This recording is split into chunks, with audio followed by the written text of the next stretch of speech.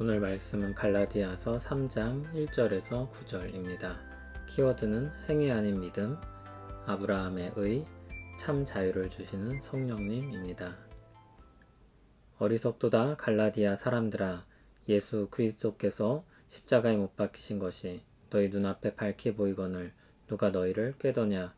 내가 너희에게서 다만 이것을 알려하노니 너희가 성령을 받은 것이 율법의 행위로냐 혹은 듣고 믿음으로냐. 너희가 이같이 어리석으냐. 성령으로 시작하였다가 이제는 육체로 마치겠느냐. 너희가 이같이 많은 괴로움을 헛되이 받았느냐. 과연 헛되냐. 너희에게 성령을 주시고 너희 가운데서 능력을 행하시는 이의 일이 율법의 행위에서냐 혹은 듣고 믿음에서냐.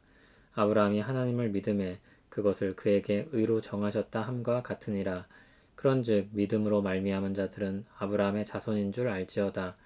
또 하나님이 이방을 믿음으로 말미암아 의로 정하실 것을 성경이 미리 알고 먼저 아브라함에게 복음을 전하되 모든 이방인이 너로 말미암아 복을 받으리라 하였느니라.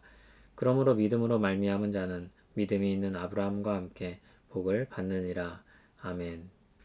간단히 앞 내용을 살펴보면 하나님으로부터 부여받은 사도권에 대해 먼저 말했습니다. 그리고 예수 그리스도의 계시로 말미암은 복음에 대해서 이야기했습니다.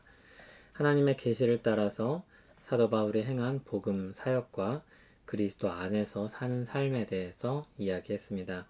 그리고 1절에 가면 다른 복음에 현혹된 갈라디아 교회를 향해 어리석다고 말하면서 복음이 얼마나 선명하게 주어졌는지 이야기합니다. 복음의 핵심에는 예수 그리스도께서 십자가에 못 박히신 사건이 있습니다. 그것은 역사이기 때문에 너무나도 선명한 것입니다. 당시에만 해도 죽으시고 부활하신 예수 그리스도를 보았던 베드로를 비롯한 여러 사람들이 살아있던 때입니다.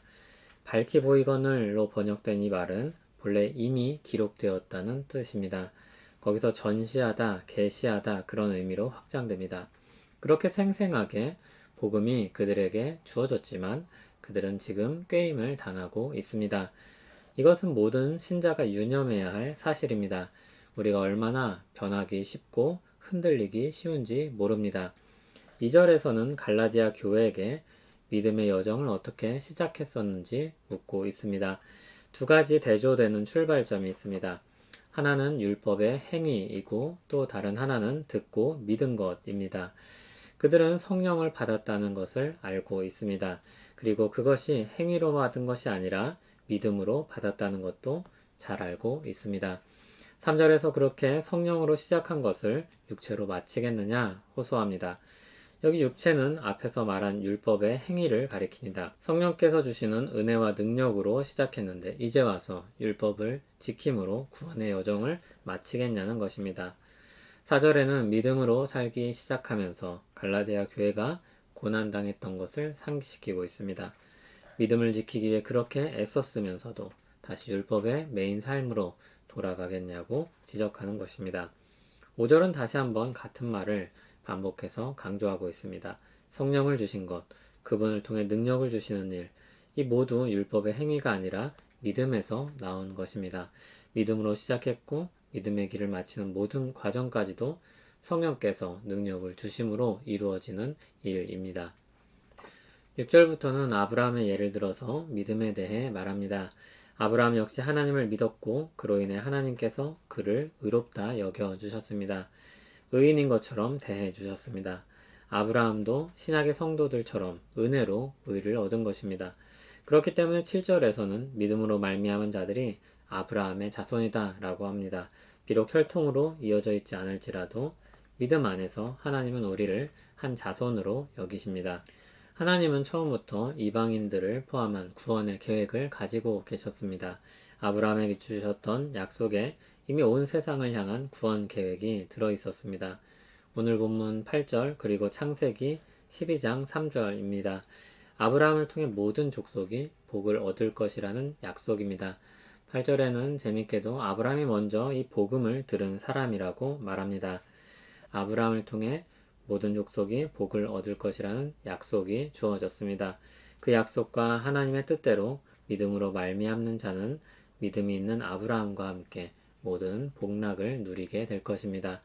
이 은혜의 역사는 교회 역사 이전에 아브라함 때부터 주어진 은혜의 역사입니다.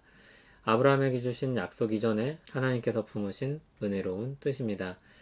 하나님을 믿고 의지하는 사람들을 죄에서 건지시고 참 자유를 주고자 하셨던 뜻입니다. 우리가 질 수 없는 죄짐을 대신 지시고 죽으신 그리스도로 말미암아 우리는 죄에 대한 책임에서 자유를 얻는 은혜로운 소식입니다. 할례보다도 율법보다도 먼저 주어졌던 하나님의 약속입니다. 아주 오래전부터 사람들을 위해 품으신 긍휼과 사랑의 마음입니다. 갈라디아 교회에는 다른 복음을 듣고 가만히 들어온 거짓 형제들로 인해서 혼란에 빠져 있었습니다.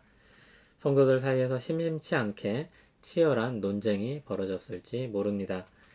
그들이 자유라고 칭하는 것은 혼돈과 방황을 낳았습니다. 성령 하나님은 교회를 다스리시는 하나님이며 질서의 영입니다. 성령 안에는 진정한 자유가 있습니다. 성령님은 한 성령을 받은 주님의 교회가 무질서의 혼란과 두려움에 빠져 있도록 내버려 두시지 않으십니다. 거기로부터 나와서 본래 복음 안에 주셨던 것, 그리스도 안에 주시는 평안과 자유를 누리게 하십니다. 비록 행위로 자격을 얻을 수 없지만 그리스도께서 행하신 일을 믿음으로 의롭다 여김을 받습니다. 그리고 아브라함의 자손으로 여겨져 그와 함께 모든 복을 누리게 됩니다. 오늘 내 안에 부끄러운 모습들이 있지만 그럼에도 그리스도께서 행하신 일로 말미암아 위로와 힘을 얻게 하십니다. 주님의 교회를 이 은혜의 자리로 돌려놓으십니다. 그 은혜의 하나님을 예배하며 모든 영광 올려드리는 오늘 하루 되기를 바랍니다. 하나님 아버지, 우리에겐 하나님의 은혜가 필요합니다. 믿음의 여정을 시작하는 그 순간부터 마치는 날까지의 모든 과정 속에서도 은혜가 필요합니다. 은혜로 시작하여 은혜로 마치고자 합니다. 예수 그리스도 안에서 시작하게 하신 새 삶이 우리의 날이 마칠 때까지 이어질 줄 믿습니다. 예수 그리스도 안에서 주께 모든 영광을 올려드립니다. 영광 받으시옵소서. 예수님 이름으로 기도합니다. 아멘.